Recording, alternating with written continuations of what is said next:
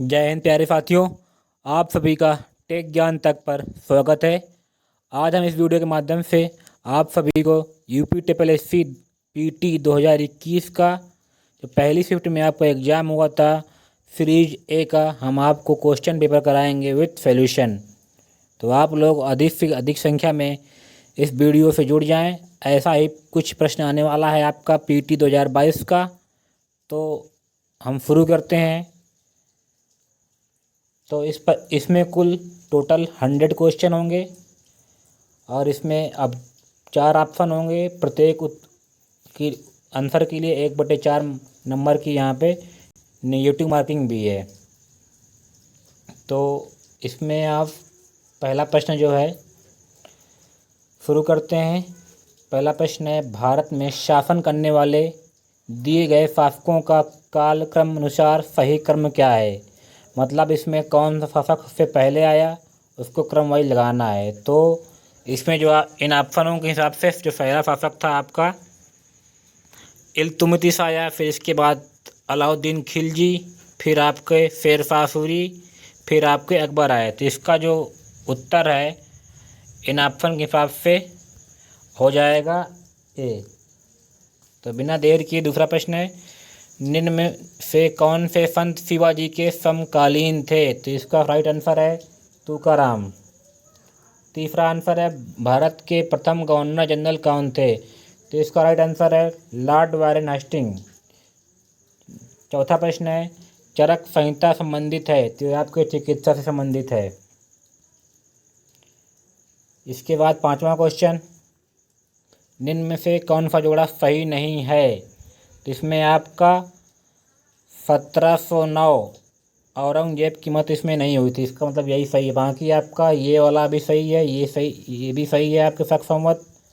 अब मुस्लिम युग की शुरुआत 622 एडी में हुई थी, भी सही है। छठवां फिक्स है, निम्न में से किसे भारत के ओल्ड मैन के नाम से जाना जाता है। तो दादा भाई नौरोजी सभी जानते हैं आप। सातवां है, सन 1516 में किसके नेतृत्व में 2 रूल लीग शुरू हुई थी। तो सातवां प्रश्न है, आप जानते हैं इन्हीं बेफेंटा लोकमान तिलक के द्वारा। 8 है, इसको मिलान करना है कि ब्रह्म समाज की स्थापना किसने की थी। तो इसका जो आप अभी इसकी स्थापना स्वामी दयानंद सरस्वती इसकी की थी आपने, राजा मान राय ने। इससे रामकृष्ण मिशन की स्वामी विवेकानंद ने। सत्य शोधक समाज की ज्योतिबा राव फूले ने। ठीक है, तो जो इसका राइट आंसर हो जाएगा 8 का 3125, ये सही है। करो मरो का नारा दिया था महात्मा गांधी जी ने। तो इसका ये डी हो जाएगा।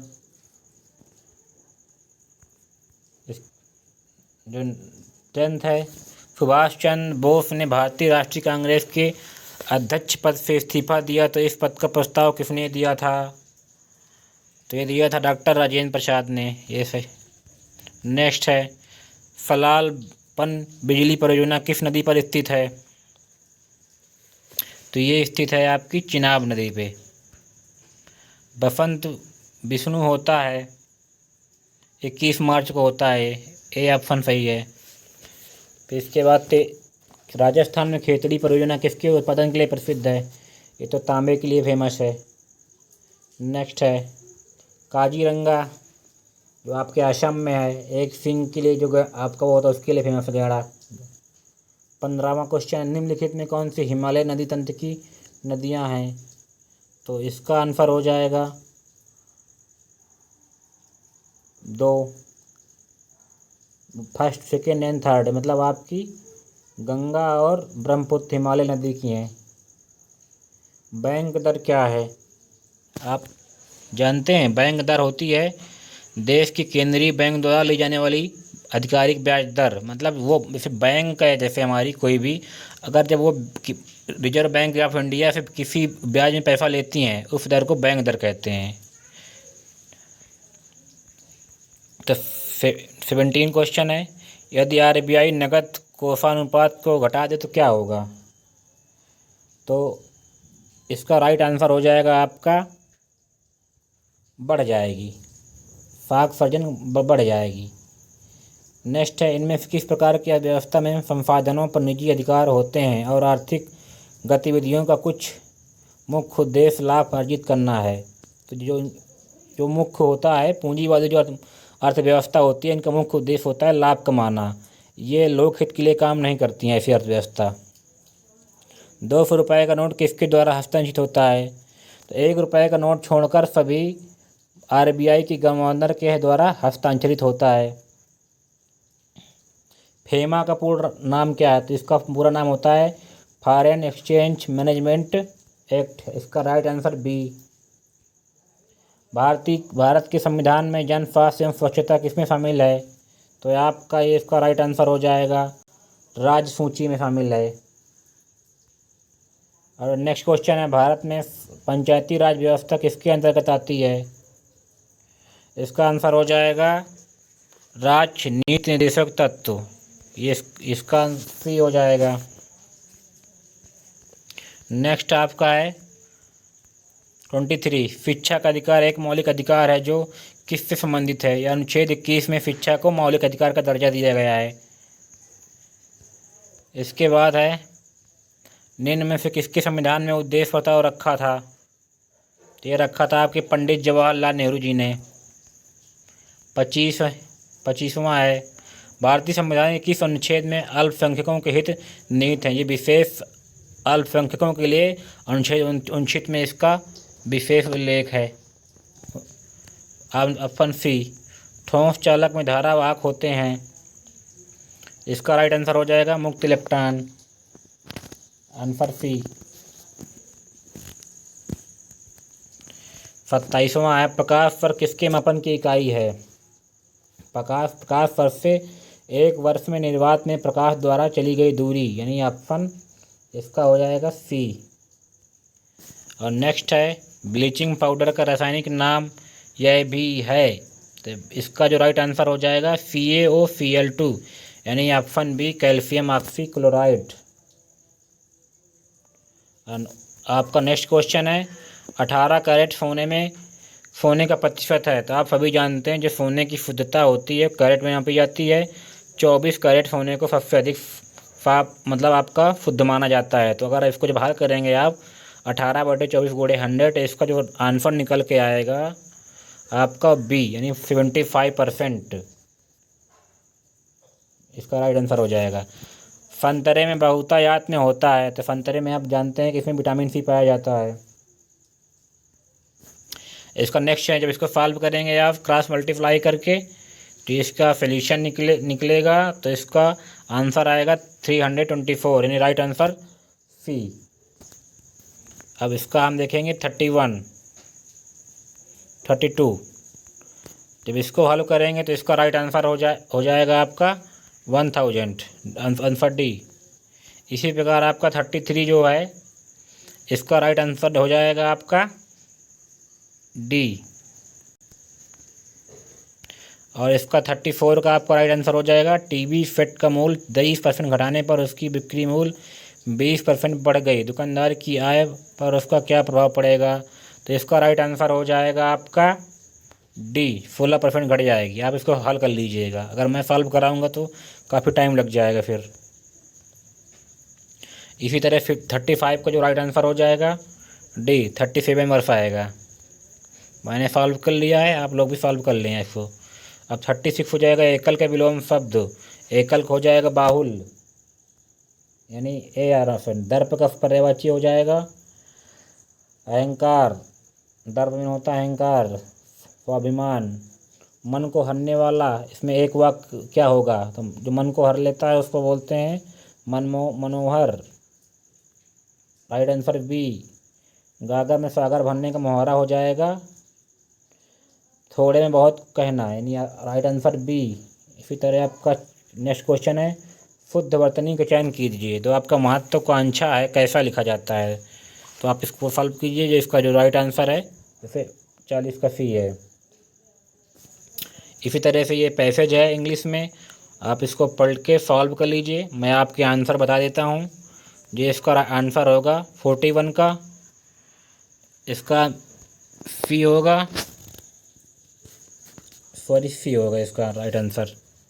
इसी तरह 42 का हो जाएगा डी। और नेक्स्ट का हो जाएगा सी। और इसका सिनोनिम हो जाएगा फेमस का। सिनोनिम आप जानते होंगे, मतलब सेम मीनिंग, सेम। तो फेमस मीन प्रसिद्ध होता है, तो पॉपुलर मीन भी प्रसिद्ध होता है। इसका राइट आंसर हो जाएगा सी। इसका विलोम छाटना, गिव एंटोनिम्स। ट्रांसपेरेंट मीन होता है यानी आर पार हम इसे देख सकते हैं, तो इसका 45 का सी हो जाएगा ऑप्टिक। ऑप्टिक ऐसा पदार्थ होता है जिससे हम आर पार नहीं देख सकते। पक्षी विज्ञान को हम अध्ययन में हम पक्षी का अध्ययन करते हैं, फिर नरविज्ञान में हम मानव का। इसका 46 का हो जाएगा सी। ठीक है, इसके बाद हो जाएगा 47। उस शब्द का चयन कीजिए जो समूह के बाकी शब्दों से मेल नहीं खाता। इसमें जो आपका भिन्न रीजनिंग का प्रश्न है। तेल, बाकी सभी दूध से बनते हैं लेकिन तेल इसमें भिन्न है। इसी तरह 48 का हो जाएगा। 48 का जो आप इसमें सॉल्व करेंगे तो इसका राइट आंसर हो जाएगा ए। अब 49 का हो जाएगा।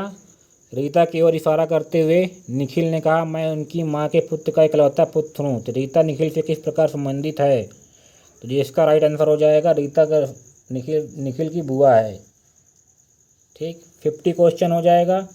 यदि वर्ष में 25 अगस्त को गुरुवार है तो उसी महीने में शुक्रवार की संख्या है, यानी 25 अगस्त को गुरुवार है तो उस दिन कौन सी संख्या, सोमवार की संख्या कितनी पड़ेगी?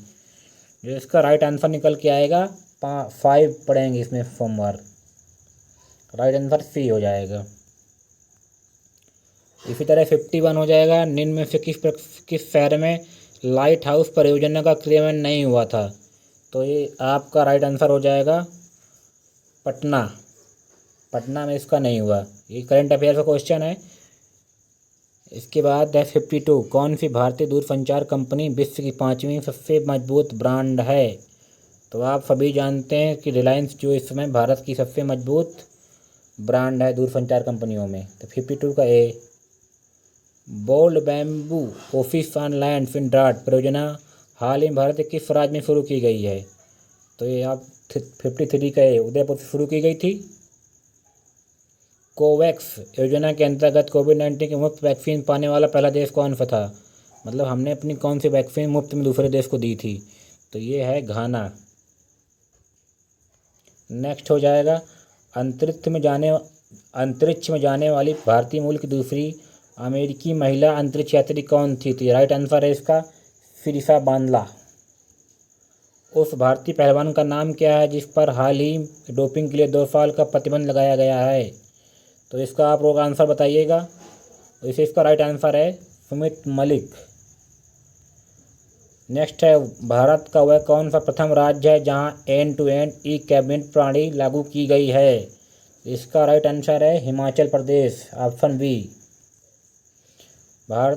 किस भारतीय मंत्रालय द्वारा हाल ही में 2019-20 में UDISI शुरू की है? तो ये शुरू कहाँ पे किया है? शिक्षा मंत्रालय ने, बी। नेक्स्ट है आपका 59। स्मार्टफोन निर्माता वीवो ने किस क्रिकेट खिलाड़ी को अपना ब्रांड एम्बेसडर नियुक्त किया है? तो इसके ब्रांड एम्बेसडर विराट कोहली थे 2021 में। आर्टिफिशियल इंटेलिजेंस AI आधारित पोर्टल सुपेश भारत में किस न्यायालय के लिए शुरू किया गया है? तो किया गया है सर्वोच्च न्यायालय के लिए। कितने भारतीय राज्य नेपाल से सीमा साझा करते हैं? तो ये इसका राइट आंसर हो जाएगा ए, 5। निम्न में से कोस्टरिका की राजधानी कौन सी है? कोस्टरिका एक देश है, उसकी राजधानी है सान जोस। 62 का बी। केंद्र शासित प्रदेश लक्षद्वीप की आधिकारिक भाषा क्या है? इसकी आधिकारिक भाषा है मलयालम। ये केरल के पास पड़ता है। केरल की भी जो आधिकारिक भाषा मलयालम है, और जो आपका लक्षद्वीप है इसकी भी आधिकारिक भाषा जो है मलयालम है। आधिकारिक भाषा का मतलब होता है जो वहाँ का जितने भी सरकारी कामकाज होते हैं उसी भाषा में होते हैं। इसके बाद आपका जो नेक्स्ट क्वेश्चन है 53। केंद्र शासित प्रदेश लक्षद्वीप की तो पता हो ही गया। इसके बाद है 64। भारत के संविधान के अनुसार लोकसभा के सदस्यों का अधिकतम क्या है, संख्या क्या है, यानी भारत में लोकसभा के कितने सदस्य हो सकते हैं। तो इस समय इसका जब से एंग्लो इंडिया का हटा दिया गया है, तो इसका जो राइट आंसर हो जाएगा आपका 550। अभी तक 52 सही था। हिंदी दिवस कब मनाया जाता है, तो आपका ये मनाया जाता है 14 सितंबर को। ए, सार्क का सदस्य नहीं है, सार्क का सदस्य आपका नेपाल है, बांग्लादेश है, अफगानिस्तान, लेकिन आपका म्यांमार नहीं है। डी। निम्न में से किस स्थान पर अजंता एलोरा की गुफाएं स्थित हैं, तो ये है औरंगाबाद में। ओणम भारतीय राज्य में होता है, केरल में होता है। जल्दी जल्दी आपको क्वेश्चन करा रहा हूँ क्योंकि आपका समय वेस्ट ना हो। निम्नलिखित में कौन सा ग्रह सूर्य के सबसे नज़दीक है, तो इसका राइट आंसर हो जाएगा बुध, सबसे नज़दीक है सूर्य के, ऑप्शन डी। नेक्स्ट, नोबेल पुरस्कार जीतने वाले प्रथम एशियाई कौन थे, ये थे आपके रविन्द्रनाथ टैगोर जी ने सर्वप्रथम जीता था साहित्य में।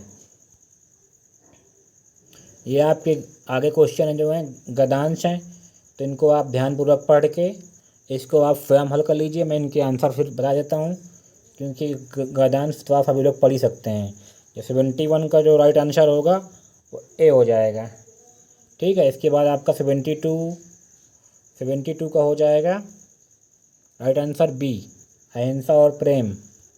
73 का हो जाएगा सी, अहिंसा द्वारा, सी। और नेक्स्ट है 74, इसका हो जाएगा डी, शांति सुख और रचनात्मक कार्य।